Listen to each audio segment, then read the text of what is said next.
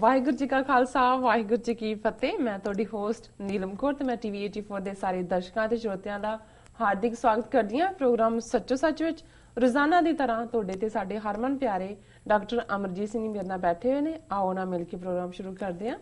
ਜੀ ਡਾਕਟਰ ਸਾਹਿਬ, welcome to our show. Thank you very much. ਜੀ ਡਾਕਟਰ ਸਾਹਿਬ, ਅੱਜ 13 ਅਗਸਤ 2015 29 ਸਾਵਣ ਨਾਨਕਸ਼ਾਹੀ ਸੰਮਤ 547 ਦਾ ਦਿਨ ਹੈ ਤੇ ਪ੍ਰੋਗਰਾਮ ਦੇ ਸ਼ੁਰੂ ਵਿੱਚ ਡਾਕਟਰ ਸਾਹਿਬ ਤੁਸੀਂ ਅੱਜ ਕਿਹੜੀਆਂ ਅਹਿਮ ਖਬਰਾਂ ਸਾਡੇ ਦਰਸ਼ਕਾਂ ਨਾਲ ਸਾਂਝੀਆਂ ਕਰਨ ਜਾ ਰਹੇ ਹੋ? ਅੱਜ ਉਹ ਦਿਨ ਹੈ ਜਦੋਂ ਕਿ 29 ਸਾਲ ਪਹਿਲਾਂ ਅੱਜ ਦੇ ਦਿਨ 20ਵੀਂ ਸਦੀ ਦੇ ਮਹਾਨ ਸਿੱਖ ਫਿਲਾਸਫਰ ਸਰਦਾਰ ਕਪੂਰ ਸਿੰਘ 13 ਅਗਸਤ 1986 ਨੂੰ ਸਾਡੇ ਤੋਂ ਵਿਦਾ ਹੋਏ ਜੀ। ਚੜ੍ਹਾਈ ਕੀਤੀ, ਗੁਰੂ ਚਰਨਾਂ 'ਚ ਜਾ ਵਿਰਾਜੇ। ਬੇਸ਼ੱਕ ਦੁਨੀਆ ਦੇ ਵਿੱਚ ਆਣਾ ਤੇ ਜਾਣਾ ਇਹ ਨਿਰੰਕਾਰ ਦੀ ਖੇਡ ਹੈ ਤੇ ਅਸੀਂ ਇਸ ਨੂੰ ਘੱਲੇ ਆਵੇ ਨਾਨਕਾ ਸੱਦੇ ਉੱਠੀ ਜਾਏ ਦੇ ਨਾਲ ਹਮੇਸ਼ਾ ਜਿਹੜਾ ਹੈ ਇਸ ਨੂੰ ਯਾਦ ਕਰਦੇ ਹਾਂ, ਇਸ ਅਕਾਲ ਪੁਰਖ ਦੇ ਇਸ ਸਾਰੀ ਭਾਣੇ ਨੂੰ, ਖੇਡ ਨੂੰ। ਮਿਲੀਅਨਸ ਇਸ ਧਰਤੀ ਤੇ ਆਏ, ਪਤਾ ਨਹੀਂ ਕਿੰਨੇ ਬਿਲੀਅਨ ਸਾਲ ਤੋਂ ਇਹ ਜਿਹੜੀ ਹਿਊਮਨ ਰੇਸ ਤੱਕ ਪਹੁੰਚਣ ਦੀ ਲੰਬੀ ਯਾਤਰਾ ਇਸ ਇਨਸਾਨ ਨੇ ਤੈਅ ਕੀਤੀ। ਪਰ ਕਈ ਵਾਰ ਇਤਿਹਾਸ ਦੇ ਵਿੱਚ, ਕੌਮਾਂ ਦੇ ਵਿੱਚ ਇਹੋ ਜਿਹੇ ਸ਼ਖਸ ਪੈਦਾ ਹੁੰਦੇ ਨੇ, ਆਉਂਦੇ ਨੇ, ਜਿਨ੍ਹਾਂ ਨੂੰ ਤੁਸੀਂ ਭੁੱਲਣਾ ਚਾਹ ਕੇ ਵੀ ਭੁਲਾ ਨਹੀਂ ਸਕਦੇ, ਕਿਉਂਕਿ ਉਹਨਾਂ ਦੇ ਕੋਲ ਸਮਿਆਂ ਦੀ ਸਿਆਣਪ ਹੁੰਦੀ ਹੈ, ਵਿਜ਼ਡਮ ਆਫ ਦਾ ਏਜਸ। ਉਹਨਾਂ ਦੀ ਇਮਾਨਦਾਰੀ ਇੰਪੈਕੇਬਲ ਹੁੰਦੀ ਹੈ। ਉਹ ਕੌਮ ਨੂੰ ਜਗਾਉਣ ਦੀ ਕੋਸ਼ਿਸ਼ ਕਰਦੇ ਨੇ। ਕੁਝ ਕੌਮਾਂ ਜਾਗ ਜਾਂਦੀਆਂ ਨੇ, ਕੁਝ ਉਸ ਵਾਰਨਿੰਗ ਦੇ ਬਾਵਜੂਦ ਸੁੱਤੀਆਂ ਰਹਿੰਦੀਆਂ ਤੇ ਜਿਉਂ-ਜਿਉਂ ਸਮਾਂ ਬੀਤਦਾ ਹੈ ਫਿਰ ਤੁਸੀਂ ਬੀਤੇ ਵੱਲ ਮੁੜ ਕੇ ਕਹਿੰਦੇ ਹੋ ਕਿ ਭਾਈ ਉਹ ਜੇ ਉਹਨਾਂ ਦੀ ਗੱਲ ਮੰਨ ਲਈ ਹੁੰਦੀ ਫੇਰ ਕੀ ਹੁੰਦਾ ਜੀ। ਸੋ ਇਸ ਕਿਸਮ ਦੇ ਜੇ ਸਾਡੇ ਇਤਿਹਾਸ 'ਚ ਵੈਸੇ ਬਹੁਤ ਨੇ, ਔਰ ਅਲਾਮਾ ਇਕਬਾਲ ਦਾ ਹੀ ਇਹ ਸ਼ੇਅਰ ਹੈ ਕਿ ਜਦੋਂ ਉਹਨਾਂ ਨੇ ਇਸ ਕਿਸਮ ਦੀਆਂ ਸ਼ਖਸੀਅਤਾਂ ਨੂੰ ਧਿਆਨ ਦੇ ਵਿੱਚ ਰੱਖਦਿਆਂ ਇਹ ਸ਼ੇਅਰ ਕਿਹਾ ਕਿ ਹਜ਼ਾरों साल नरगिस अपनी बेनूरी पे रोती है, बड़ी मुश्किल से होता है चमन में दीदावर पैदा। ਹੁਣ ਇਹ ਨਰਗਿਸ ਤੇ ਦੀਦਾਵਰ ਉਸ ਦਾ ਫੁੱਲ ਨਰਗਿਸ ਦਾ, ਔਰ ਕੋਈ ਚਮਨ ਦੇ ਵਿੱਚ, ਬਾਗ ਦੇ ਵਿੱਚ, ਕਿਸੇ ਕੌਮ ਦੇ ਵਿਹੜੇ ਵਿੱਚ, ਕੋਈ ਇਨਸਾਨੀ ਸਮਾਜ ਦੇ ਅੰਦਰ ਉਹ ਦੀਦਾਵਰ ਜਿਸ ਦਾ ਦੀਦਾਰ। ਔਰ ਇਸ ਲਈ ਮੈਨੂੰ ਯਾਦ ਹੈ ਕਿ ਪੁਰਾਣੇ ਵਿਹੜੇ 'ਚ ਹੁਣ ਤਾਂ ਚਿੱਠੀਆਂ ਦਾ ਰਿਵਾਜ ਵੀ ਖਤਮ ਹੋ ਗਿਆ ਹੈ ਔਰ ਮੋਬਾਈਲ ਫੋਨਾਂ ਨੇ ਉਹ ਸਾਰਾ ਜਿਹੜਾ ਸਵਾਦ ਸੀ ਲਿਖਣ ਦਾ, ਪੜ੍ਹਨ ਦਾ, ਸੰਭਾਲਣ ਦਾ ਔਰ ਜਿਵੇਂ ਇਤਿਹਾਸ ਬਣਦਾ ਸੀ ਉਹ ਵੀ ਜਿਹੜਾ ਖਤਮ ਕਰ ਦਿੱਤਾ। ਔਰ ਪੁਰਾਤਨ ਜਿਹੜੇ ਲਿਖਤਾਂ ਦੇ ਵਿੱਚ ਜਦੋਂ ਪੰਜਾਬੀ ਦੇ ਵਿੱਚ ਉਹ ਐਡਰੈਸ ਕਰਦੇ ਸੀ ਤੇ ਉਹ ਉਜਲ ਬੁੱਧ, ਉਜਲ ਦੀਦਾਰ, ਗੁਰਮੁਖ ਪਿਆਰੇ, ਸਰਦਾਰ ਜੋ ਵੀ ਨਾਂ ਹੋਇਆ ਅੱਗੋਂ ਫਲਾਨ ਸਿੰਘ ਜੀ। ਸੋ ਉਹਦੇ 'ਚ ਉਜਲ ਬੁੱਧ ਤੇ ਉਜਲ ਦੀਦਾਰ, ਹੁਣ ਇਹ ਦੋਨੋਂ ਹੀ ਸ਼ਬਦ, ਉਜਲ ਅਸੀਂ ਉਜਾਲੇ ਤੋਂ ਸ਼ਬਦ ਆਇਆ, ਲਾਈਟ, ਰੋਸ਼ਨੀ, ਕਿ ਜਿਸ ਦੇ ਦੀਦਾਰ ਦੇ ਵਿੱਚ ਉਹ ਉਜਲਪਨ ਹੈ, ਉਹ ਇੱਕ ਅਬ ਹੈ, ਉਹ ਰੋਸ਼ਨੀ ਹੈ, ਉਹ ਔ ਹੈ, ਉਹ ਜਮਾਲ ਹੈ, ਉਹ ਮਿਠਾਸ ਹੈ। ਤੇ ਉਜਲ ਬੁੱਧ ਜਿਹਨੂੰ ਅਸੀਂ ਗੁਰੂ ਤੋਂ ਮੰਗਦੇ ਹਾਂ, ਮਨ ਨੀਵਾਂ ਮੱਤ ਉੱਚੀ ਜੀ, ਕਿ ਉਹ ਮੱਤ ਜਿਹੜੀ ਉਜਲ ਹੈ, ਜਿਹੜੀ ਕਿ ਐਨਲਾਈਟਨਡ ਹੈ, ਜਿਹੜੀ ਕਿ ਸਫਿਸਟੀਕੇਟ ਹੈ, ਜਿਸ ਮੱਤ ਦੇ ਵਿੱਚ ਵਿਵੇਕ ਹੈ। ਤੇ ਇਹੋ ਜਿਹੀਆਂ ਸ਼ਖਸੀਅਤਾਂ ਬੇਸ਼ੱਕ ਅਸੀਂ ਜਦੋਂ ਲਗਭਗ 5.5 ਸਦੀਆਂ ਦਾ ਸਿੱਖ ਇਤਿਹਾਸ ਗੁਰੂ ਨਾਨਕ ਸਾਹਿਬ ਦੇ ਸਮੇਂ ਤੋਂ ਹੀ ਦੇਖਦੇ ਹਾਂ, ਔਰ ਕਈ ਵਾਰ ਜਦੋਂ ਅਸੀਂ ਖਾਸ ਤੌਰ ਤੇ ਭਾਈ ਗੁਰਦਾਸ ਜੀ ਨੇ ਜਿਨ੍ਹਾਂ ਨੇ ਗੁਰੂ ਨਾਨਕ ਸਾਹਿਬ ਤੋਂ ਲੈ ਕੇ ਆਲਮੋਸਟ 5ਵੇਂ ਜਾਂ 6ਵੇਂ ਪਾਤਸ਼ਾਹ ਤੱਕ ਕਿਹੜੇ ਪ੍ਰਮੁੱਖ ਗੁਰਸਿੱਖ ਕਿੱਥੇ ਹੋਏ, ਕਿਸ ਇਲਾਕੇ 'ਚ ਸੀ, ਉਹਨਾਂ ਦੇ ਵੇਰਵੇ ਦਿੱਤੇ ਨੇ। ਤੇ ਮੈਂ ਬਹੁਤ ਵਾਰ ਦੇਖਦਾ ਕਿ ਜਦੋਂ ਅਸੀਂ ਉਹਨਾਂ ਉਜਲ ਬੁੱਧ ਔਰ ਜਿਹੜੇ ਕਥਨੀ ਤੇ ਕਰਨੀ ਦੇ ਸੂਰੇ ਜਿਨ੍ਹਾਂ ਦਾ ਜੀਵਨ ਇਮਾਨਦਾਰੀ ਦੇ ਨਾਲ ਜਦੋਂ ਅਸੀਂ ਗੁਰੂ ਤੋਂ ਮੰਗਦੇ ਉਹਦੇ 'ਚ ਕਈ ਇਹ ਵੀ ਸ਼ਬਦ ਹੁੰਦੇ ਸਨ, ਮਨ ਬਚਨ ਕਰਮ ਕਰਕੇ ਗੁਰਸਿੱਖੀ ਜੀਵਨ ਜਿਉਣ ਦਾ ਬਲ ਬਖਸ਼ੋ ਅਕਾਲ ਪੁਰਖ ਤੋਂ, ਕਿ ਜੋ ਸਾਡੇ ਮਨ ਦੇ ਵਿੱਚ ਹੈ ਉਹੀ ਸਾਡੇ ਬੋਲਾਂ 'ਚ ਹੋਏ, ਤੇ ਜਿਹੜੇ ਸਾਡੇ ਬੋਲ ਨੇ ਮਨ 'ਚ ਹੈ ਉਹ ਜੇ ਸਾਡੇ ਕਰਮ ਹੋਣ। ਸੋ ਮਨ ਬਚਨ ਕਰਮ ਇਹੀ ਸਾਨੂੰ ਉਹ ਮਨੁੱਖ ਬਣਾਉਂਦਾ ਹੈ, ਉਹ ਪੂਰਨ ਮਨੁੱਖ, ਜਿਸ ਨੂੰ ਫਿਰ ਗੁਰਬਾਣੀ ਨੇ ਯਾਦ ਕਰਵਾਇਆ ਕਿ ਸੂਰਬੀਰ ਬਚਨ ਕੇ ਬਲੀ, ਜੀ, ਕਿ ਉਹ ਸੂਰਬੀਰ ਨੇ, ਉਹੀ ਬਹਾਦਰ ਨੇ। ਬਾਕੀ ਤਾਂ ਕ੍ਰਿਤ ਹੈ, ਜਾਂ ਤੁਹਾਡਾ ਕੰਮ ਹੈ, ਕਰਮ ਜੰਗ ਦੇ ਵਿੱਚ ਤਲਵਾਰ ਵਾਹੁਣ ਦਾ ਅਕਾਲ ਪੁਰਖ ਦਿੰਦਾ ਹੈ, ਤੁਹਾਨੂੰ ਕਲਮ ਚਲਾਉਣ ਦਾ ਦਿੰਦਾ ਹੈ, ਕੋਈ ਹੋਰ ਕਿੱਤੇ ਰਾਹੀਂ ਮਨੁੱਖਤਾ ਦੀ ਸੇਵਾ ਦਾ ਮਿਲਦਾ, ਪਰ ਅਲਟੀਮੇਟ ਮਨ ਬਚਨ ਕਰਮ ਔਰ ਉਜਲ ਬੁੱਧ, ਉਜਲ ਦੀਦਾਰ, ਇਹ ਅਕਾਲ ਪੁਰਖ ਦੀ ਬਖਸ਼ਿਸ਼ ਹੁੰਦੀ ਹੈ। ਲੇਕਿਨ ਅੱਜ ਜਦੋਂ ਅਸੀਂ ਪਿੱਛੇ ਮੁੜ ਕੇ ਦੇਖਦੇ ਹਾਂ, 5.5 ਸਦੀਆਂ ਦੇ ਇਤਿਹਾਸ ਨੂੰ ਅਸੀਂ ਟੱਚ ਕਰਦੇ ਹਾਂ ਕਿ ਸਮੇਂ-ਸਮੇਂ ਕਿਵੇਂ ਉਹਨਾਂ ਸਮਿਆਂ 'ਚ ਵੀ 18ਵੀਂ ਸਦੀ 'ਚ ਜਦੋਂ 4 ਚੁਫੇਰੇ ਜ਼ੁਲਮ ਦੀ ਕਾਲੀ ਬੋਲੀ ਰਾਤ ਹੈ, 4 ਚੁਫੇਰੇ ਹਨੇਰਾ, ਤੇ ਕਿਤੇ ਭਾਈ ਮਨੀ ਸਿੰਘ ਵਰਗੀ ਸ਼ਖਸੀਅਤ ਜਿਹੜੀ ਉਸ ਉਜਲ ਬੁੱਧ, ਉਜਲ ਦੀਦਾਰ, ਉਸ ਗਿਆਨ ਦਾ ਭੰਡਾਰ ਹੈ, ਉਹ ਹਰਿਮੰਦਰ ਸਾਹਿਬ ਅਕਾਲ ਤਖਤ ਤੇ ਆ ਕੇ ਪੰਥ ਨੂੰ ਅਗਵਾਈ ਦਿੰਦੇ ਨੇ। ਉਹਨਾਂ ਦੀ ਕਲਮ ਵੀ ਚੱਲਦੀ ਹੈ, ਉਹਨਾਂ ਦਾ ਉਹ ਜਿਹੜਾ ਆਪਸ ਦੇ ਵਿੱਚ ਭਰਾਤਰੀ ਭਾਵ ਦਾ ਗੁਣ ਹੈ, ਉਹ ਉਸ ਵਿਖੜੇ ਸਮੇਂ ਵੀ ਪੰਥ ਨੂੰ ਇਕੱਠੇ ਕਰਦਾ।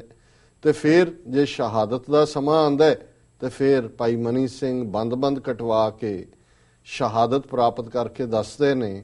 ਕਿ ਕਿਵੇਂ ਸਿੱਖੀ ਦੇ ਵਿੱਚ ਹਰ ਕਰਮ ਗੁਰੂ ਨੂੰ ਰਿਝਾਣਾ, ਹਰ ਕਰਮ ਤੁਹਾਡਾ ਉਸ ਪਾਸੇ ਦਾ ਇਸ਼ਕ ਹੈ ਜਿਸ ਦੇ ਥੱਲੇ ਤੁਸੀਂ ਆਪਣਾ ਜੀਵਨ ਗੁਰੂ ਦੇ ਲੇਖੇ ਲਾਉਂਦੇ ਹੋ। ਤੇ ਜੇ ਅਸੀਂ ਭਾਈ ਗੁਰਦਾਸ ਜੀ ਦੇ ਹਵਾਲੇ ਨਾਲ ਉਸ ਤੋਂ ਪਹਿਲਾਂ ਵਿਦਵਤਾ ਦੇ ਐਂਗਲ ਤੋਂ ਦੇਖਦੇ ਹਾਂ, ਔਰ ਕਿਉਂਕਿ ਅਸੀਂ ਇਸ ਪ੍ਰੋਗਰਾਮ ਦੇ ਵਿੱਚ ਉਹਨਾਂ ਦੇ ਕਵਿਤ ਵੀ ਡਿਸਕਸ ਕਰਦੇ ਹਾਂ ਇੱਕ ਦਿਨ, ਉਹਨਾਂ ਦੀ ਵਿਦਵਤਾ ਉਹ ਵਾਰਾਂ 'ਚ ਹੋਏ, ਕਵਿਤ 'ਚ ਹੋਏ, ਉਹਨਾਂ ਦੀ ਡੈਡੀਕੇਸ਼ਨ, ਉਹਨਾਂ ਦੀ ਡਿਵੋਸ਼ਨ, ਤੇ ਜੇ ਫਿਰ ਇਸ ਸਭ ਦੇ ਬਾਵਜੂਦ ਅਲਟੀਮੇਟਲੀ ਗੁਰੂ ਦੇ ਅੱਗੇ ਕਿ ਜੇ ਗੁਰ ਪਰਮਾਏ ਸਾਂਗ ਕਰ ਕਿਆ ਸਿੱਖ ਵਿਚਾਰੈ, ਕਿ ਇਨ ਦਾ ਐਂਡ ਗੁਰੂ ਤੇ ਇਸ ਕਦਰ ਆਸਥਾ ਕਿ ਜੇ ਗੁਰੂ ਹੀ ਭੁਲਾਉਣ ਤੇ ਆ ਜਾਏ ਤੇ ਫਿਰ ਸਿੱਖ ਦੇ ਸਾਹਮਣੇ ਕੀ ਹੈ, ਸਿੱਖ ਤਾਂ ਵਿਚਾਰੇ ਜੇ ਸਚਿਆਰ ਰਸਤੇ ਤੇ ਵੀ ਰੱਖਣੇ ਤੇ ਗੁਰੂ ਨੇ ਰੱਖਣੇ, ਜੇ ਇਸ ਰਸਤੇ ਤੇ ਤੁਰਨ ਦਾ ਬਲ ਦੇਣਾ, ਮੁਸ਼ਕਲਾਂ ਔਕੜਾਂ ਰੁਕਾਵਟਾਂ ਦੇ ਬਾਵਜੂਦ ਤੁਹਾਡਾ ਸਫ਼ਰ ਸੱਚ ਹੱਕ ਇਨਸਾਫ ਦੇ ਰਸਤੇ ਤੇ ਰਹਿਣਾ, ਤੇ ਇਹ ਗੁਰੂ ਦੀ ਵਡਿਆਈ ਹੈ, ਗੁਰੂ ਦੀ ਬਖਸ਼ਿਸ਼ ਹੈ ਜੀ। ਤੇ ਜਦੋਂ ਜਿਸ ਸ਼ਖਸੀਅਤ ਦਾ ਜ਼ਿਕਰ ਅੱਜ ਅਸੀਂ ਉਹਨਾਂ ਦੇ ਵਿਛੋੜੇ ਦੇ ਦਿਨ ਕਰ ਰਹੇ,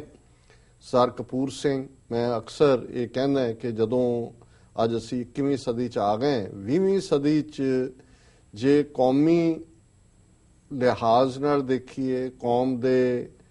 ਉਸ ਸਾਰੇ ਪੀਰੀਅਡ ਨੂੰ, ਇੱਕ 47 ਤੋਂ ਪਹਿਲਾਂ ਦਾ ਪੀਰੀਅਡ ਹੈ ਬ੍ਰਿਟਿਸ਼ ਸਾਮਰਾਜ ਦਾ, ਇੱਕ 47 ਤੋਂ ਬਾਅਦ ਦਾ, ਇੱਕ ਜੂਨ 84 ਤੋਂ ਬਾਅਦ ਹੈ, ਜੇ ਅਸੀਂ ਇਹਨੂੰ 3 ਹਿੱਸਿਆਂ ਦੇ ਵਿੱਚ ਵੰਡ ਕੇ ਦੇਖੀਏ ਤੇ ਫਿਰ 2 ਸ਼ਖਸੀਅਤਾਂ ਇਸ ਕਿਸਮ ਦੀਆਂ ਨੇ। ਜਦੋਂ ਵੀ ਭਵਿੱਖ ਦੇ ਵਿੱਚ 20ਵੀਂ ਸਦੀ ਨੂੰ ਡਿਸਕਸ ਕੀਤਾ ਜਾਏਗਾ ਤੇ ਸਰਦਾਰ ਕਪੂਰ ਸਿੰਘ ਉਹ ਸ਼ਖਸੀਅਤ ਨੇ ਜਿਨ੍ਹਾਂ ਨੇ ਬ੍ਰਿਟਿਸ਼ ਪੀਰੀਅਡ ਦੇ ਵੇਲੇ ਪੰਥ ਕਿਹਨਾਂ ਹਾਲਾਤਾਂ 'ਚੋਂ ਗੁਜ਼ਰਿਆ, ਕਿਹੜੇ ਉਹ ਮੌਕੇ ਸਨ ਜਿਹੜੇ ਸਾਡੀ ਅਹਿਮਕ ਲੀਡਰਸ਼ਿਪ ਨੇ ਗਵਾਏ,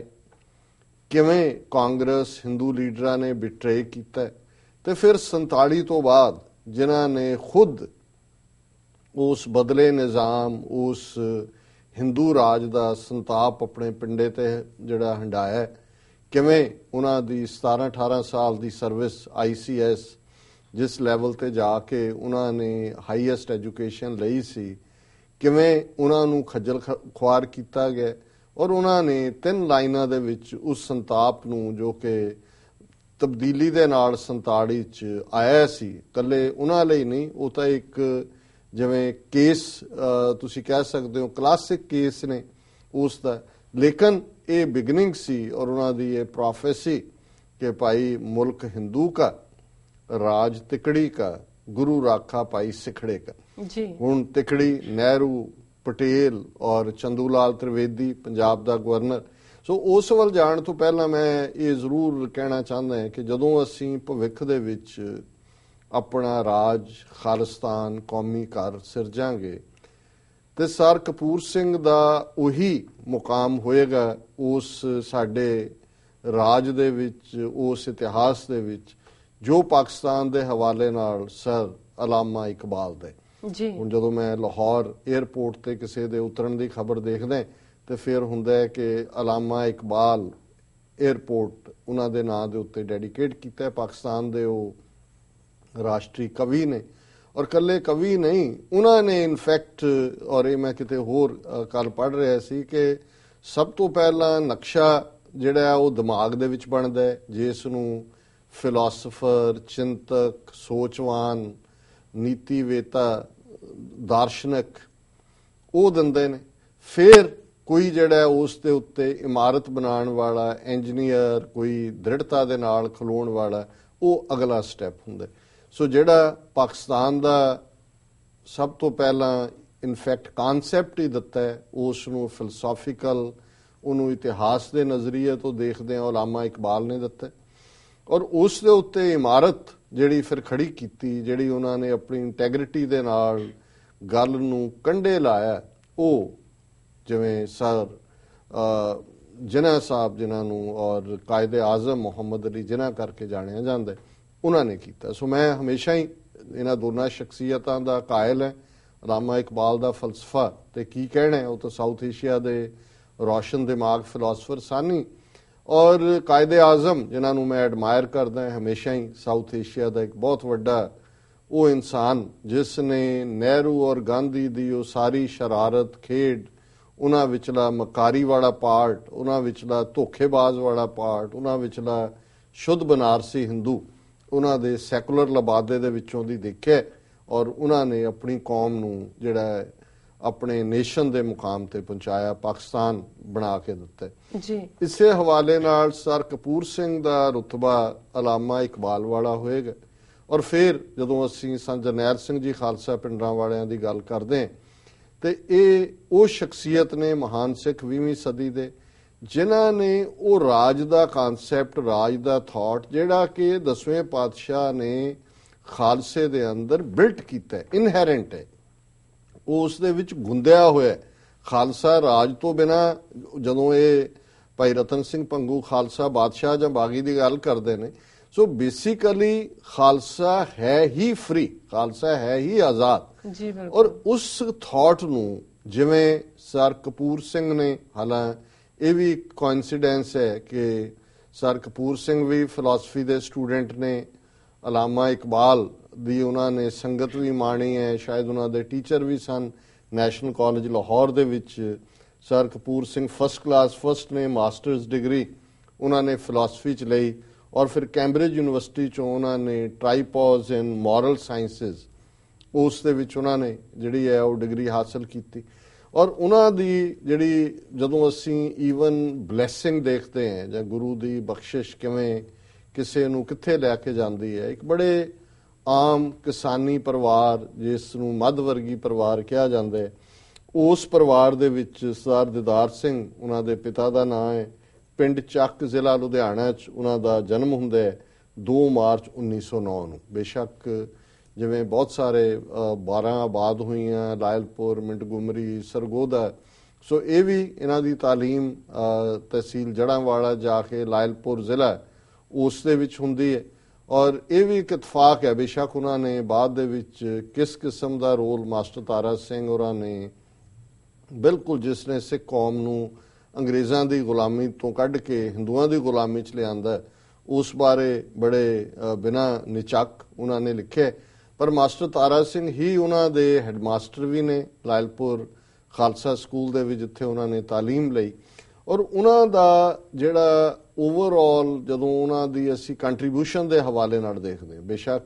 ICS ਆਪਣੇ ਆਪ ਦੇ ਵਿੱਚ ਬਹੁਤ ਵੱਡੀ ਐਜੂਕੇਸ਼ਨ ਹੈ, ਪਰ ਬਹੁਤ ICS ਜਿਹੜੇ ਨੇ ਭਾਵੇਂ ਅੰਗਰੇਜ਼ੀ ਜ਼ਿਆਦਾ ਸੀ, ਦੇਸੀਆਂ ਜੋ ਵੀ ਸ਼ੁਰੂ ਹੋ ਗਏ, ਅੱਜ ਉਹਦਾ ਬਦਲ IAS ਕਿਹਾ ਜਾਂਦਾ ਜੀ। ਪਰ ਜਦੋਂ ਅਸੀਂ ਸਰ ਕਪੂਰ ਸਿੰਘ ਹੋਰਾਂ ਨੂੰ ਯਾਦ ਕਰਦੇ ਹਾਂ, ਸੋ ਇੱਕ ICS ਆਫੀਸਰ ਦੇ ਤੌਰ ਤੇ ਨਹੀਂ, ਇੱਕ ਏਬਲ ਐਡਮਿਨਿਸਟ੍ਰੇਟਰ ਦੇ ਤੌਰ ਤੇ ਨਹੀਂ, ਜਿਨ੍ਹਾਂ ਜ਼ਿਲ੍ਹਿਆਂ 'ਚੋਂ ਰਹੇ, ਭਾਵੇਂ ਇੱਧਰ ਪਾਕਿਸਤਾਨ ਦੇ ਵਿੱਚ ਜਿਹੜੇ ਜ਼ਿਲ੍ਹੇ ਨੇ ਉਹਨਾਂ ਦੇ ਵਿੱਚ ਉਹ ਰਹੇ, ਗੁਜਰਾਤ ਜਾਂ ਇੱਧਰ ਕਰਨਾਲ 'ਚ ਰਹੇ ਜਾਂ ਡਿਸਟ੍ਰਿਕਟ ਕਾਂਗੜਾ ਰਹੇ, ਬਾਅਦ 'ਚ ਹੁਸ਼ਿਆਰਪੁਰ ਜ਼ਿਲ੍ਹੇ 'ਚ ਰਹੇ, ਐਡਮਿਨਿਸਟ੍ਰੇਟਰ ਵੀ ਬਹੁਤ ਚੰਗੇ ਹੋਣਗੇ। ਪਰ ਜਿਸ ਕਦਰ ਸਰ ਕਪੂਰ ਸਿੰਘ ਹੋਰਾਂ ਨੇ ਗੁਰਮਤ ਦੇ ਫਲਸਫੇ ਨੂੰ ਸਮਝਿਆ, ਜਿਹੜਾ ਓਰੀਜਨਲ ਫਲਸਫਾ ਹੈ ਸਿੱਖ ਵਿਚਾਰਧਾਰਾ ਦੇ ਲਿਹਾਜ਼ ਨਾਲ, ਗੁਰਬਾਣੀ ਦੀ ਸਿੱਖੀ ਰਵਾਇਤ ਦੀ ਡੂੰਘਾਈ ਤੱਕ ਜਾ ਕੇ, ਫਿਰ ਉਹਨਾਂ ਨੇ ਪੱਛਮ ਦੇ ਦਰਸ਼ਨ ਨੂੰ ਸਮਝਿਆ, ਪੱਛਮ ਦੀ ਫਿਲਾਸਫੀ ਨੂੰ ਸਮਝਿਆ, ਔਰ ਜਿਸ ਤਰੀਕੇ ਨਾਲ ਉਹਨਾਂ ਦੀ ਫਿਰ ਐਜ਼ ਏ ਲਿੰਗੁਇਸਟ ਵੀ ਉਹਨਾਂ ਦੀ ਜਿਹੜੀ ਮੁਹਾਰਤ ਉਹ ਸੰਸਕ੍ਰਿਤ ਹੋਏ, ਅਰਬੀ ਹੋਏ, ਫਾਰਸੀ ਹੋਏ, ਅੰਗਰੇਜ਼ੀ ਹੋਏ, ਉਹ ਸਾਰੇ ਦੇ ਉੱਤੇ ਸੀ। ਔਰ ਕਿਵੇਂ ਉਹਨਾਂ ਨੇ ਫਿਰ ਗੁਰਮਤ ਫਿਲਾਸਫੀ ਨੂੰ ਪੱਛਮ ਦੀ ਫਿਲਾਸਫੀ ਦੇ ਨਾਲ ਜੋੜ ਕੇ ਵੀ ਗੁਰਮਤ ਫਲਸਫੇ ਦੀ ਜਿਹੜੀ ਯੂਨੀਕਨੈਸ ਹੈ ਉਸ ਨੂੰ ਸਮੇਂ ਦੇ ਹਾਣ ਦੇ ਮੁਤਾਬਕ ਜਿਵੇਂ ਉਹਨਾਂ ਨੇ ਐਕਸਪਲੇਨ ਕੀਤਾ ਮਾਡਰਨ ਈਡੀਅਮ ਦੇ ਵਿੱਚ ਜੀ। ਔਰ ਪੋਲੀਟੀਕਲੀ ਜਦੋਂ ਮੈਂ ਇਹ ਕਹਿੰਦਾ ਵੀ ਉਹਨਾਂ ਦਾ ਰੁਤਬਾ ਉਸ ਲੈਵਲ ਤੇ ਹੈ ਜਿੱਥੇ ਕਿ ਉਹ ਸਮਝ ਰਹੇ ਨੇ ਵੀ ਤਬਦੀਲੀ ਕੀ ਹੋ ਰਹੀ ਹੈ, ਫਿਲਸਫੀਕਲ ਵਰਲਡ ਉਹਨਾਂ ਦਾ ਬਹੁਤ ਵਿਸ਼ਾਲ ਹੈ, ਔਰ ਇਸ ਲੈਵਲ ਦਾ ਉਹਨਾਂ ਦਾ ਦਰਸ਼ਨ ਦੇ ਉੱਤੇ, ਕਿਉਂਕਿ ਫਿਲਾਸਫੀ ਨੂੰ ਪੰਜਾਬੀ 'ਚ ਦਰਸ਼ਨ ਸ਼ਾਸਤਰ ਕਹਿੰਦੇ ਨੇ, ਦਾਨਿਸ਼ਵਰ ਕਿਹਾ ਜਾਂਦਾ ਹੈ ਪਰਸ਼ੀਅਨ ਦੇ ਵਿੱਚ ਜਿਹੜਾ ਫਿਲਾਸਫਰ ਹੁੰਦਾ। ਸੋ ਉਹਨਾਂ ਦਾ ਇਸ ਲੈਵਲ ਦੇ ਉੱਤੇ ਇਸ ਫਲਸਫੇ ਤੇ ਪਕੜ ਸੀ ਕਿ ਜਦੋਂ ਕੈਂਬਰਿਜ ਯੂਨੀਵਰਸਿਟੀ ਦੇ ਵਿੱਚ ਹਾਇਰ ਐਜੂਕੇਸ਼ਨ ਦੇ ਲਈ ਉਹ ਆਏ ਤੇ ਪ੍ਰੋਫੈਸਰ ਉਹਨਾਂ ਦੇ ਇੱਕ ਬਰਟਨ ਰਸਲ, ਜਿਹੜੇ ਬਾਅਦ ਦੇ ਵਿੱਚ ਇੱਕ ਬਹੁਤ ਉੱਗੇ ਫਿਲਾਸਫਰ ਵੀ ਹੋਏ ਔਰ ਉਹਨਾਂ ਨੂੰ ਨੋਬਲ ਪ੍ਰਾਈਜ਼ ਵੀ ਮਿਲਿਆ, ਉਹ ਇੰਨੇ ਕੁ ਪ੍ਰਭਾਵਿਤ ਸੀ ਕਿ ਉਹਨਾਂ ਨੇ ਉਹਨਾਂ ਨੂੰ ਆਫਰ ਕੀਤਾ ਕਿ ਤੁਸੀਂ ਇੱਥੇ ਐਜ਼ ਏ ਟੀਚਰ ਸ਼ੁਰੂ ਕਰੋ। ਪਰ ਉਹਨਾਂ ਨੇ ਕਿਹਾ ਵੀ ਨਹੀਂ, ਮੈਂ ਆਪਣੀ ਧਰਤੀ ਦੇ ਲੋਕਾਂ ਨਾਲ ਹੀ ਜਾ ਕੇ ਜੁੜਨਾ ਚਾਹੁੰਦਾ ਔਰ ਉਹੀ ਮੇਰਾ ਸੇਵਾ ਦਾ ਜਿਹੜਾ ਪਿੜ ਹੋਏਗਾ ਜੀ। ਔਰ ਜਦੋਂ ਉਹਨਾਂ ਨੇ ਉਸ ਸਾਰੇ ਦੌਰ ਦੇ ਵਿੱਚ ਬਹੁਤ ਚੰਗੀ ਤਰ੍ਹਾਂ ਅਨੁਭਵ ਕਰ ਲਿਆ ਸੀ ਕਿ ਸਿੱਖ ਕੌਮ ਦਾ ਫੇਟ, ਕਿਉਂਕਿ ਇਹ ਗੱਲ ਗੁਰਮਤ ਦੇ ਫਲਸਫੇ ਨੂੰ ਸਮਝਣ ਕਰਕੇ ਹੀ ਸੀ ਕਿ ਬਿਨਾਂ ਰਾਜ ਤੋਂ, ਬਿਨਾਂ ਆਪਣੀ ਕਿਸਮਤ ਆਪ ਘੜਨ ਦੇ ਹੱਕ ਤੋਂ ਕੌਮਾਂ ਇਤਿਹਾਸ ਦੇ ਵਿੱਚ ਸਰਵਾਈਵ ਨਹੀਂ ਕਰਦੀਆਂ। ਔਰ ਖਾਸ ਤੌਰ ਤੇ ਜਦੋਂ ਤੁਸੀਂ ਬਹੁ ਗਿਣਤੀ ਦੇ ਗਲਬੇ ਥੱਲੇ ਆ ਜਾਂਦੇ ਹੋ, ਮੈਜੋਰਿਟੀ ਦੇ ਗਲਬੇ ਥੱਲੇ ਆ ਜਾਂਦੇ ਹੋ, ਫਿਰ ਉਸ ਤੋਂ ਤੁਹਾਡਾ ਛੁਟਕਾਰਾ ਪਾਣਾ ਜਾਂ ਤੁਹਾਡੇ ਦਰਸ਼ਨ ਦਾ, ਤੁਹਾਡੀ ਵਿਚਾਰਧਾਰਾ ਦਾ ਪ੍ਰਫੁੱਲਤ ਹੋਣਾ ਇਹ ਸੰਭਵ ਨਹੀਂ ਹੁੰਦਾ। ਇਸ ਲਈ ਜਦੋਂ ਅਸੀਂ ਉਹਨਾਂ ਦਾ ਸ਼ਾਹਕਾਰ ਮੈਂ ਕਹਾਂਗਾ, ਕਿਉਂਕਿ ਉਹਨਾਂ ਦੀ ਜਿਹੜੀ ਆਟੋਬਾਇਓਗ੍ਰਾਫੀ ਹੈ, ਉਹਨਾਂ ਦੀ ਸਵੈ ਜੀਵਨੀ ਸਾਚੀ ਸਾਖੀ, ਜਿਸ ਦੇ ਕਵਰ ਪੇਜ ਦੇ ਉੱਤੇ ਉਹਨਾਂ ਨੇ ਗੁਰਬਾਣੀ ਦੀ ਤੁਕ ਲਿਖੀ, ਸੰਤਨ ਕੀ ਸੁਣ ਸਾਚੀ ਸਾਖੀ ਸੋ ਬੋਲੇ ਜੋ ਪੇਖੇ ਆਖੀ। ਸੋ ਇਹ ਗੱਲ ਆਪਣੇ ਆਪ 'ਚ ਇਹ ਕਹਿ ਦਿੰਦੀ ਹੈ ਕਿ ਸਾਖੀ ਅਸੀਂ ਟਰੂ ਐਵੀਡੈਂਸ ਨੂੰ ਕਹਿੰਦੇ, ਕਿਉਂਕਿ ਬੇਸ਼ੱਕ ਪੁਰਾਣੀਆਂ ਸਾਖੀਆਂ ਕਹਾਣੀ ਗੁਰੂ ਸਾਹਿਬਾਨ ਨਾਲ ਸੰਬੰਧਿਤ ਜੁੜਿਆ ਜਾਂਦਾ, ਪਰ ਉਸ ਨੂੰ ਇਸ ਲਈ ਸਾਖੀ ਕਿਹਾ ਜਾਂਦਾ ਹੈ, ਸਾਖੀ ਤੋਂ ਆਇਆ ਹੈ ਸ਼ਬਦ ਹੈ ਕਿ ਇਹ ਇੱਕ ਟਰੂ ਐਵੀਡੈਂਸ ਹੈ ਕਿ ਇਹ, ਔਰ ਉਹਨਾਂ ਨੇ ਕਿਹਾ ਵੀ ਮੈਂ ਉਹੀ ਕਹਿ ਰਿਹਾ ਜੋ ਮੈਂ ਆਪਣੀਆਂ ਅੱਖਾਂ ਨਾਲ ਦੇਖੀ ਹੈ ਜਾਂ ਆਪਣੇ ਪਿੰਡੇ ਤੇ ਹੰਡਾਈ ਹੈ। ਔਰ ਇਸ ਪੁਸਤਕ 'ਚ ਉਹਨਾਂ ਨੇ ਵੇਰਵੇ ਦੇ ਨਾਲ ਲਗਭਗ 6 ਮੌਕੇ ਜਿਹੜੇ ਕਿ ਅਕਾਲੀ ਲੀਡਰਸ਼ਿਪ ਨੇ ਖੁਆਏ, ਗਵਾਏ, ਆਪਣੀ ਕਿਸਮਤ ਆਪ ਘੜਨ ਦਾ ਹੱਕ ਜਿਹੜਾ ਦੇਣ ਦੇ ਲਈ ਅੰਗਰੇਜ਼ਾਂ ਵੱਲੋਂ ਡਿਸਕ੍ਰੀਟ ਤਰੀਕੇ ਦੇ ਨਾਲ ਦਿੱਤੀਆਂ ਗਈਆਂ ਆਫਰਸ ਸੀ ਜੀ। ਔਰ ਫਿਰ ਅਸੀਂ ਦੇਖਦੇ ਹਾਂ ਵੀ ਸਮਾਂ ਬਦਲਣ ਦੇ ਨਾਲ 47 ਤੋਂ ਬਾਅਦ ਉਹੀ ਸ਼ਖਸ ਸਨ ਜਿਹੜੇ ਕਿ ਡਿਪਟੀ ਕਮਿਸ਼ਨਰ ਕਾਂਗੜਾ ਸਨ, ਜਦੋਂ ਕਿ ਜਿਹੜਾ ਪਹਿਲਾ ਸਰਕੂਲਰ ਉਸ ਵੇਲੇ ਦੀ ਸਰਕਾਰ ਨੇ 15 ਅਗਸਤ 1947 ਜਿਹੜਾ ਹੁਣ 2 ਦਿਨ ਬਾਅਦ ਜਿਹਨੂੰ ਬੜੇ ਜਸ਼ਨ ਆਜ਼ਾਦੀ ਕਹਿ ਕੇ ਮਨਾਉਣਗੇ, ਹੁਣ ਤੁਸੀਂ ਦੇਖਦੇ ਹੋ ਵੀ ਲਗਭਗ 40% ਸਿੱਖ ਬੇਘਰੇ ਨੇ, ਪਨਾਹਗੀਰ ਬਣੇ ਨੇ, ਸਭ ਕੁਝ ਉਜੜਿਆ ਹੋਇਆ ਹੈ, ਕਾਫਲਿਆਂ 'ਚ ਆ ਰਹੇ ਨੇ, ਲੱਖਾਂ ਬੱਚੀਆਂ ਰੁਲ ਜਾਂਦੀਆਂ ਨੇ ਦੋਵੇਂ ਪਾਸੇ। ਔਰ ਇਹ 10 ਅਕਤੂਬਰ 1947 ਨੂੰ ਇਹ ਸਰਕੂਲਰ ਪੰਜਾਬ ਦੇ ਗਵਰਨਰ ਵੱਲੋਂ ਜ਼ਿਲ੍ਹਿਆਂ ਦੇ ਡਿਪਟੀ ਕਮਿਸ਼ਨਰਜ਼ ਨੂੰ ਦਿੱਤਾ ਜਾਂਦਾ ਹੈ ਕਿ Sikhs are a criminal tribe and a menace to the law abiding Hindus, ਕਿ ਇਹ ਜ਼ਰਾਇਮ ਪੇਸ਼ਾ ਕਬੀਲਾ ਜੀ ਔਰ ਕਾਨੂੰਨ ਨੂੰ ਮੰਨਣ ਵਾਲੇ ਹਿੰਦੂਆਂ ਦੇ ਲਈ ਇਹ ਬਹੁਤ ਵੱਡਾ ਖਤਰਾ ਨੇ। ਔਰ ਅੱਗੇ ਅੰਗਰੇਜ਼ੀ 'ਚ ਹੈ ਕਿ ਇਹਨਾਂ ਦੀ ਜਿਹੜੀ ਹਰ ਐਕਟੀਵਿਟੀ ਦੇ ਉੱਤੇ ਅੱਖ ਰੱਖੀ ਜਾਏ। ਹੁਣ ਇਹ ਸਰਕੂਲਰ ਜੋ ਹੀ ਸਰ ਕਪੂਰ ਸਿੰਘ ਨੂੰ ਮਿਲਦਾ ਹੈ, ਉਹ ਡਿਪਟੀ ਕਮਿਸ਼ਨਰ ਕਾਂਗੜਾ ਸਨ, ਧਰਮਸ਼ਾਲਾ ਹੈੱਡਕੁਆਰਟਰ ਉਹਨਾਂ ਦਾ ਸੀ, ਉਹਨਾਂ ਨੇ ਇਸ ਦੇ ਉੱਤੇ ਪ੍ਰੋਟੈਸਟ ਕੀਤਾ। ਸੋ ਜ਼ਾਹਰ ਹੈ ਕਿ ਉਹਨਾਂ ਨੇ ਇਹ ਹੀ ਜਿਹੜਾ ਉਹਨਾਂ ਦਾ ਪ੍ਰੋਟੈਸਟ ਕਰਨਾ ਸੀ, ਇਹੀ ਅਲਟੀਮੇਟਲੀ ਉਹਨਾਂ ਨੂੰ ਕਿਵੇਂ ਝੂਠੇ ਕੇਸਾਂ ਦੇ ਵਿੱਚ ਕਰਪਸ਼ਨ ਦੇ ਔਰ ਇੱਧਰ ਉੱਧਰ ਉਲਝਾ ਕੇ ਫਿਰ ਉਹ ਹਾਈ ਕੋਰਟ ਹੋਏ, ਸੁਪਰੀਮ ਕੋਰਟ ਹੋਏ, ਜਿੱਥੇ ਤੱਕ ਉਹਨਾਂ ਨੇ ਲੜਾਈ ਲੜੀ ਉਹਨਾਂ ਨੂੰ ਬਿਨਾਂ ਪੈਨਸ਼ਨ ਤੋਂ ਜਿਹੜਾ 16-17 ਸਾਲ ਦੀ ਨੌਕਰੀ ਉਹਨਾਂ ਦੀ ਖਤਮ ਕੀਤੀ ਗਈ। ਪਰ ਸ਼ਾਇਦ ਇਹ ਵੀ ਅਕਾਲ ਪੁਰਖ ਦੀ ਉਹ ਰਜ਼ਾ ਹੈ ਕਿ ਉਸ ਤੋਂ ਬਾਅਦ ਉਹ ਫੁੱਲ ਸਕੇਲ ਪੰਥਕ ਪਿੜ ਦੇ ਵਿੱਚ ਆਏ। ਔਰ ਜਦੋਂ ਅਸੀਂ 20ਵੀਂ ਸਦੀ ਦੇ ਇਤਿਹਾਸਕ ਦਸਤਾਵੇਜ਼ ਦੇਖਦੇ ਜੀ, ਉਹ ਬੇਸ਼ੱਕ ਆਨੰਦਪੁਰ ਦਾ ਮਤ ਹੈ, ਉਹ ਬੇਸ਼ੱਕ ਸਿੱਖ ਹੋਮਲੈਂਡ ਦਾ ਮਤ ਹੈ, ਬੇਸ਼ੱਕ ਨਿਰੰਕਾਰੀਆਂ ਦੇ ਖਿਲਾਫ ਨਕਲੀ ਜਿਹੜੇ ਨਿਰੰਕਾਰੀ ਨੇ 10 ਜੂਨ 1978 ਦਾ ਅਕਾਲ ਤਖਤ ਸਾਹਿਬ ਤੋਂ ਜਾਰੀ ਹੁਕਮਨਾਮੇ ਜਾਂ ਨਿਰੰਕਾਰੀਆਂ ਦੇ ਉਸ ਸਾਰੇ ਦੇ ਉੱਤੇ ਸ਼੍ਰੋਮਣੀ ਕਮੇਟੀ ਦੇ ਕਹਿਣ ਤੇ ਲਿਖਿਆ ਗਿਆ ਜਿਹੜਾ ਵਾਈਟ ਪੇਪਰ ਹੈ, ਨਲਵਾ ਕਾਨਫਰੰਸ ਦੇ ਵਿੱਚ ਲੁਧਿਆਣੇ 'ਚ ਜਿਹੜਾ ਕਿ ਜੁਲਾਈ 14 1965 ਨੂੰ ਹੋਈ ਮਾਸਟਰ ਅਕਾਲੀ ਦਲ ਦੇ ਥੱਲੇ, ਉਸ ਦੇ ਵਿੱਚ ਸਿੱਖ ਹੋਮਲੈਂਡ ਦਾ ਮਤ ਹੈ। ਇਹ ਜਿੰਨੀਆਂ ਵੀ ਇਸ ਦੌਰ ਦੀਆਂ ਇਹ ਚੇਂਜਸ ਨੇ ਜਿਹੜੀਆਂ ਕਿ ਥਰੂ ਡੈਕਲੇਰੇਸ਼ਨਸ ਥਰੂ ਰੈਜ਼ੋਲੂਸ਼ਨਸ ਆਉਂਦੀਆਂ ਨੇ, ਇਹਨਾਂ ਦੇ ਆਥਰ ਸਰ ਕਪੂਰ ਸਿੰਘ ਨੇ। ਔਰ ਜਦੋਂ ਅਸੀਂ ਉਹਨਾਂ ਦੀ ਲਿਟਰੇਚਰ ਦੇ ਫੀਲਡ ਵਿੱਚ ਕੰਟਰੀਬਿਊਸ਼ਨ ਦੇਖਦੇ ਹਾਂ, ਪੰਜਾਬੀ ਹੋਏ, ਅੰਗਰੇਜ਼ੀ ਹੋਏ, ਯੂਨੈਸਕੋ ਨੇ sacred writings of Guru Granth Sahib ਦੇ ਥੱਲੇ, ਸ਼ਾਇਦ ਨਾਮ ਹੈ ਗਲਤ ਕਹਿ ਰਿਹਾ ਹਾਂ, ਯੂਨੈਸਕੋ ਨੇ ਪਬਲੀਕੇਸ਼ਨ ਕੀਤਾ ਹੈ sacred writings of the Sikhs, ਕੁਛ ਇਸ ਕਿਸਮ ਦਾ। ਔਰ ਉਹਦੇ 'ਚ ਵੀ ਬੇਸ਼ੱਕ ਉਹਨਾਂ ਨੇ ਪੂਰਾ ਇੱਕ ਬੋਰਡ ਬਣਾਇਆ, ਪਰ ਬਹੁਤ ਸਾਰਾ ਜਿਹੜਾ ਟਰਾਂਸਲੇਸ਼ਨ ਵਰਕ ਹੈ ਉਹ ਸਰ ਕਪੂਰ ਸਿੰਘ ਦੇ। ਔਰ ਜਿਹੜਾ ਉਹਨਾਂ ਨੇ ਲਿਟਰੇਚਰ ਪ੍ਰੋਡਿਊਸ ਕੀਤਾ, ਮੈਂ ਕੁਇਕਲੀ ਵਕਤ ਦੇਖ ਰਿਹਾ ਵੀ ਜਾ ਰਿਹਾ ਹੈ ਇਸ ਸੈਗਮੈਂਟ ਦਾ ਸਮਾਪਤੀ ਵੱਲ, ਉਹਨਾਂ ਨੇ ਜਿਹੜੀਆਂ ਸਮੇਂ-ਸਮੇਂ ਜਿਹੜੀਆਂ ਉਹਨਾਂ ਦੀਆਂ ਲਿਖਤਾਂ ਅਖਬਾਰਾਂ ਰਸਾਲਿਆਂ 'ਚ ਵੀ ਪਬਲਿਸ਼ ਹੋਈਆਂ, ਪਰ ਜਿਹੜੀਆਂ ਉਹਨਾਂ ਦੀਆਂ ਪੁਸਤਕਾਂ ਨੇ ਉਹਨਾਂ 'ਚ ਪ੍ਰਾਸ਼ਰ ਪ੍ਰਸ਼ਨਾ, ਹਸ਼ੀਸ਼ ਕਵਿਤਾਵਾਂ ਦੀ ਪੁਸਤਕ ਹੈ, ਸਪਤ ਸ੍ਰਿੰਗ, ਬਹੁ ਵਿਸਤਾਰ, ਪੁੰਡਰੀਕ, ਮਨਸੂਰ ਅਲ ਹਲਾਜ਼ ਅੰਗਰੇਜ਼ੀ ਦੇ ਵਿੱਚ, ਸਿੱਖਿਜ਼ਮ ਫॉर ਮਾਡਰਨ ਮੈਨ, ਮੀ ਜੂਡਿਸ, sacred writings of the Sikhs, ਹਾਂ ਇਹ ਸੀ sacred writings of the Sikhs, contributions of Guru Nanak, the hour of sword, Guru Arjan Sahib and his Sukhmani, ਇਹ ਉਹਨਾਂ ਦੀਆਂ ਅੰਗਰੇਜ਼ੀ ਪੰਜਾਬੀ ਦੀਆਂ ਪੁਸਤਕਾਂ ਨੇ। ਫਿਰ ਸੈਮੀਨਾਰ ਖਾਲਿਸਤਾਨ ਦੀ ਲੋੜ ਕਿਉਂ, ਸਿੱਖ ਸਫਿਸਟੀਕੇਟਸ ਫੋਰਮ ਦੀ ਰੂਏ ਰਵਾਂ, ਔਰ ਫਿਰ ਉਹਨਾਂ ਦੀ ਹਿਸਟੋਰੀਕਲ ਮਿਲਣੀ ਸੰਤ ਜਰਨੈਲ ਸਿੰਘ ਜੀ ਖਾਲਸਾ ਪਿੰਡਰਾਂ ਵਾਲਿਆਂ ਨਾਲ, ਉਹਨਾਂ ਦੀ ਪੇਸ਼ੀਨਗੋਈ, ਉਸ ਵੇਲੇ ਵੀ ਜਿਹੜੇ ਨੌਜਵਾਨ ਚੰਡੀਗੜ੍ਹ ਤੋਂ ਦੂਸਰੇ ਦਲ ਖਾਲਸਾ ਐਕਟਿਵ ਸੀ, ਉਹਨਾਂ ਉਸ ਦੀ ਵੀ ਉਹ ਰੂਏ ਰਵਾਂ ਸਨ। ਔਰ ਉਹਦੇ 'ਚ ਉਹਨਾਂ ਨੇ ਗੱਲ ਬੜੀ ਸਪਸ਼ਟਤਾ ਨਾਲ ਕਹੀ ਸੀ ਕਿ ਇਹ ਬੇਈਮਾਨ ਅਕਾਲੀ ਲੀਡਰਸ਼ਿਪ ਜੀ, ਇਹਨਾਂ ਨੇ ਸੰਤ ਜਰਨੈਲ ਸਿੰਘ ਹੋਰਾਂ ਨੂੰ ਮਰਵਾ ਦੇਣਾ ਔਰ ਸਿੱਖਾਂ ਦਾ ਕੁਛ ਨਹੀਂ ਬਣਨਾ। ਸੋ ਉਦੋਂ ਇਹ ਗੱਲਾਂ ਕੌੜੀਆਂ ਲੱਗਦੀਆਂ ਸੀ ਜਿਨ੍ਹਾਂ ਨੇ ਸੁਣੀਆਂ, ਜਿਨ੍ਹਾਂ ਦੇ ਸਾਹਮਣੇ ਗੱਲਾਂ ਹੋਈਆਂ, ਪਰ ਇਹ ਵੀ ਉਹਨਾਂ ਦੀ ਪ੍ਰੈਡਿਕਸ਼ਨ ਸੀ ਕਿ ਇਹ ਜੇ ਕੁਛ ਵੀ ਪੰਥ ਦਾ ਬਣਾਣਾ ਤੇ ਪਹਿਲਾਂ ਅਕਾਲੀ ਲੀਡਰਸ਼ਿਪ ਦੀ ਤੁਹਾਨੂੰ ਟੇਕ ਕੇਅਰ ਕਰਨੀ ਪਏਗੀ। ਸੋ ਮੈਂ ਸਮਝਦਾ ਵੀ ਅੱਜ ਜਦੋਂ ਅਸੀਂ 29 ਸਾਲ ਬਾਅਦ ਉਹਨਾਂ ਦੇ ਵਿਛੋੜੇ ਤੋਂ ਚਲੇ ਜਾਣ ਤੋਂ ਅੱਜ ਅਸੀਂ ਉਹਨਾਂ ਨੂੰ ਯਾਦ ਕਰ ਰਹੇ ਹਾਂ। ਅੱਜ ਉਹੀ ਅਕਾਲੀ, ਉਹਨਾਂ ਦੇ ਦੁਮਛੱਲੇ ਦੇਸ਼ ਵਿਦੇਸ਼ ਵਿੱਚ ਚਲੇ, ਉਹੀ ਉਹਨਾਂ ਦੇ ਟੌਂਟ ਬਟੌਂਟ, ਕਿਵੇਂ ਅੱਜ ਕਿਹਨਾਂ ਰੰਗਾਂ ਦੇ ਵਿੱਚ ਆ ਕੇ ਉਹ ਸਿੱਖਾਂ ਨੂੰ ਫੇਰ ਉਸੇ ਗੁਲਾਮੀ ਦੇ ਜੂੜੇ ਥੱਲੇ ਜਿਹੜੀ ਉਸ ਜ਼ਮਾਨੇ ਦੀ ਲੀਡਰਸ਼ਿਪ ਨੇ ਅਗਸਤ 47 ਦੇ ਵਿੱਚ ਜਿੱਥੇ ਸਾਨੂੰ ਨੂੜਿਆ ਸੀ, ਜੇ ਸੰਤ ਪਿੰਡਰਾਂ ਵਾਲਿਆਂ ਨੇ ਜਾਂ ਸਰ ਕਪੂਰ ਸਿੰਘ ਦੀ ਵਿਜ਼ਡਮ, ਪਿੰਡਰਾਂ ਵਾਲਿਆਂ ਦੀ ਕਾਰਜ ਸ਼ਕਤੀ, ਉਸ ਨੇ ਸਾਨੂੰ ਉਸ ਪਾਸੇ ਵੱਲ ਕਾਫਲੇ ਨੂੰ ਤੋਰਿਆ ਖਾਲਿਸਤਾਨ ਵੱਲ, ਤੇ ਅੱਜ ਇਹ ਕਿਵੇਂ ਫੇਰ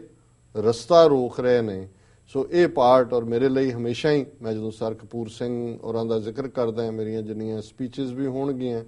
ਉਹ ਕਦੇ ਵੀ ਸਰ ਕਪੂਰ ਸਿੰਘ ਦੀ ਕੋਟ ਜਾਂ ਸੰਤ ਪਿੰਡਾਂ ਵਾਲਿਆਂ ਦੀ ਕੋਟ ਤੋਂ ਬਿਨਾਂ ਕੰਪਲੀਟ ਨਹੀਂ ਹੁੰਦੀਆਂ, ਕਿਉਂਕਿ ਮੈਂ ਸਮਝਦਾ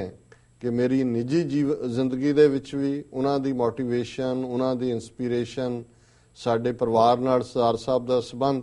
ਔਰ ਉਸ ਤੋਂ ਇਲਾਵਾ ਈਵਨ ਉਹਨਾਂ ਦੇ ਚੜ੍ਹਾਈ ਕਰਨ ਤੋਂ ਪਹਿਲਾਂ ਲਗਭਗ ਜਿਹੜੇ 6-7 ਮਹੀਨਿਆਂ ਦੇ ਪੀਰੀਅਡ 'ਚ 3-4 ਵਾਰ ਮੈਨੂੰ ਉਹਨਾਂ ਨੂੰ ਮਿਲਣ ਦਾ ਮੌਕਾ ਮਿਲਿਆ। ਉਹ ਆਪਣੇ ਭਰਾ ਗੰਗਾ ਸਿੰਘ ਦੇ ਕੋਲ ਜਿਹੜਾ ਉਹ ਜਗਰਾਵਾਂ ਦੇ ਵਿੱਚ ਉਹਨਾਂ ਦੇ ਘਰ 3 ਜਾਮਨ ਜਿਹੜਾ ਨਾਂ ਸੀ ਘਰ ਦਾ ਰਹਿੰਦੇ ਸਨ। ਸੋ ਮੈਂ ਉਹਨਾਂ ਦੇ ਜਿਹੜੇ ਚੰਗੇ ਪਲ ਤਾਂ ਉਹਨਾਂ ਦੀਆਂ ਲਿਖਤਾਂ ਰਾਹੀਂ ਦੇਖੇ ਨੇ, ਲੇਕਿਨ ਜਿਹੜੇ ਅਖੀਰਲੇ ਪਲ ਨੇ ਉਹਨਾਂ ਦੀ ਮੈਂ ਉਦਾਸੀ ਵੀ ਦੇਖੀ ਹੈ, ਮਾਯੂਸੀ ਵੀ ਦੇਖੀ ਹੈ,